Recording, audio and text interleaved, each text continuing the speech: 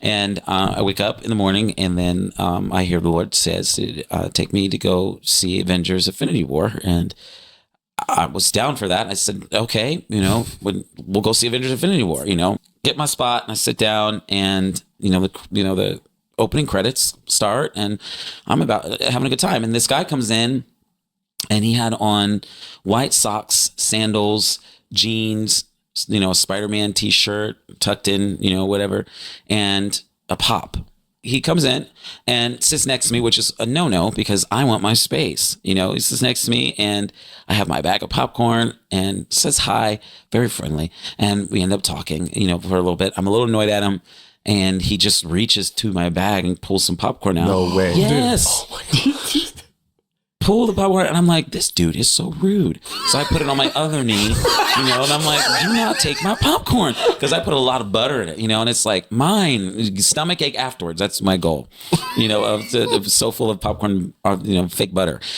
And he's allowed, and then he's like, I love this movie, and he would say, I love this part, which I know Keith gets annoyed at me when I say that, so I understand his annoyance of me when I'm like, this is the best part, because he was doing that, and I'm like, shh. And we finished the movie, and so then he stands up, and he's in front of me, and he said, I love this movie. This is an amazing movie. He said, and I wish the Christians believed in who they are, like some of these superheroes, like Doctor Strange and Spider-Man. I just wish they would believe who they are. They would believe in the power that's inside them. And I'm getting all fired up. And I said, yes, absolutely. I said, that's why I love superheroes, because it makes me think of like us, having the power and being the strongest and, doing great things for the Lord and everything. And he said, absolutely, absolutely. And I'm like, my name is Micah. And I shake my hand, put my hand out. My name is Micah. And he grabs it. He says, my name is Jesus.